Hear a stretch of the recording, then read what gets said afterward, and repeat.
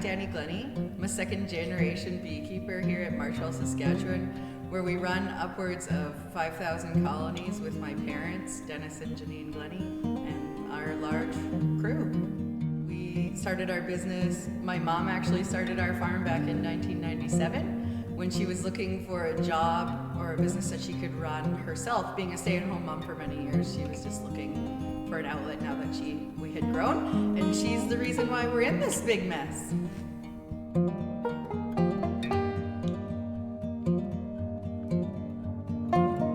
I enjoy the outdoors. I was raised outside as kids, and I never pictured myself sitting in an office working, and this job affords me the joys of being outside every day. We drive around the countryside because our bees are stationary in different yards, and so you're always seeing what's going on in the countryside, you're always touring, and there's so much going on, and it's such a busy time that I never watch the clock at work. Before the day is done, I am like, holy, we gotta go home, it's 5 o'clock.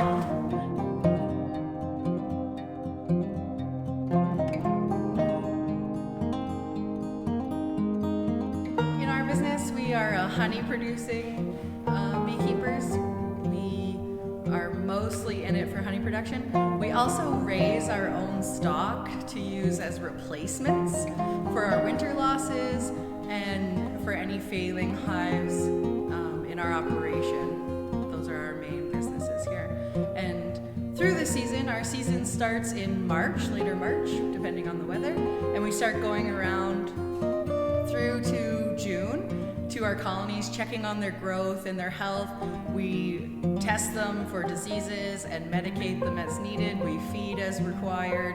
We're just in our hives steadily watching them grow, making sure that they're getting bigger and bigger, ready for our harvest cycle. In June, we switch over into preparing for harvest and queen rearing, which is our reproduction, our animal husbandry program. I've run that program since I was 17 years old when I first learned how to do it, and this will be my 23rd year, I believe, of queen raising. That just allows us so much freedom in not having to rely on outside queens, and it also allows us to choose our own stock and the traits that we want to see in our business, be it disease control, high resistant stock, or larger honey production, or just general overwintering health and stuff like that. In June, we get ready for harvest too, so we're cleaning the plants, the honey production plants, honey extracting plants, and we are supering up the bees. As the bees get bigger, they require more space, so we put on boxes and boxes of space for those bees to fill with bees, and then therefore to fill with honey for us.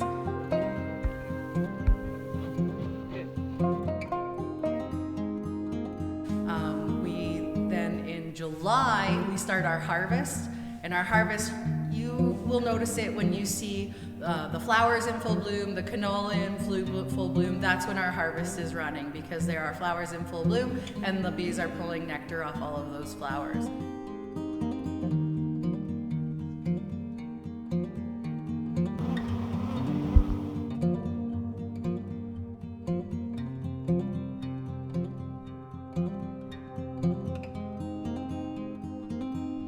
This is our honey extractor. We use it to spin the honey out of the honeycomb frames, and it's used in our harvesting equipment. This little extractor is a 60 frame extractor. It spins 60 frames at one time, 30 on one side and 30 on the other side.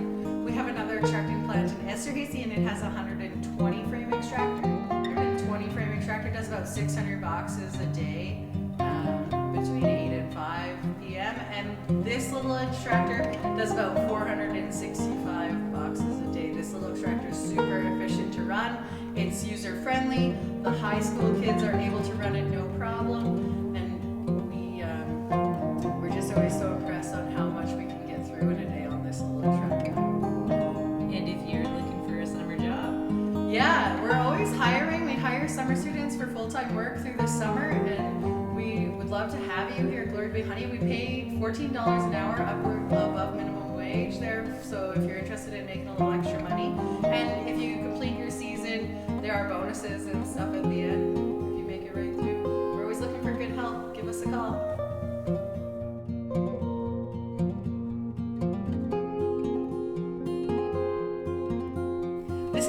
honey storage tank. This is where the honey is stored after it's spun out of the extractor. It's pumped up into here for storage, and then we barrel it off here at the tap onto our scale. This tank holds about 13 barrels, and in our entire operation, we would make almost or over 1 million pounds of honey this season, depending on the season. That would be 90,909 ice cream sized pails filled with honey. So that runs generally to the beginning of September, somewhere between the 5th and the 10th, kind of we finish up there. And then in the fall, we have general maintenance, we have preparing for winter, medicating, disease testing again, making sure that our bees are strong enough to go through the winter, and then medicating and feeding as required there. And then just real general maintenance. The fall gives us a little time to look after those little jobs that we didn't have time through our busy parts to look after. And then in the winter, we just monitor our bees that we keep inside. We just winter a few indoors, and we just generally monitor those every few days to make sure the fans and everything, the temperatures are correct, and just like haul honey out or load honey out and sell and broker and get ready for next year.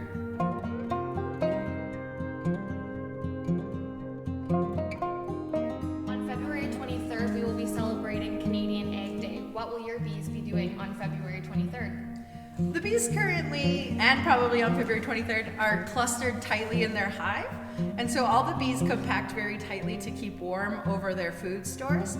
And they're just in there generally eating, and eating produces heat, and then they're moving the heat around with their wings.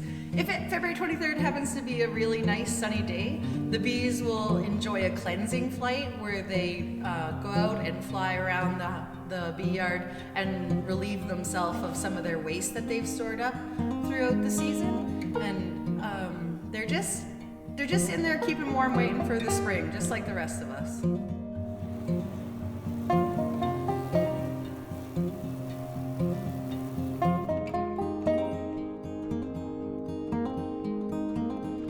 So Kelly, do you like honey? I love honey. Well, honey is actually very good for you. It has all kinds of benefits.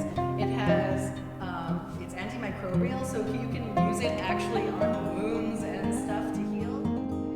It has lots of nutritional benefits, as that your body absorbs it better. It has a lower glycemic index and things like that to use in cooking and baking. I use it in my coffee every day. How does honey help with allergies? Honey contains pollen from the local area, so therefore if people take low doses of honey that have allergies, they can build up their pollen tolerance. So when they do have a bad pollen count or a high pollen count, then they're not as susceptible because their body is building resistance to those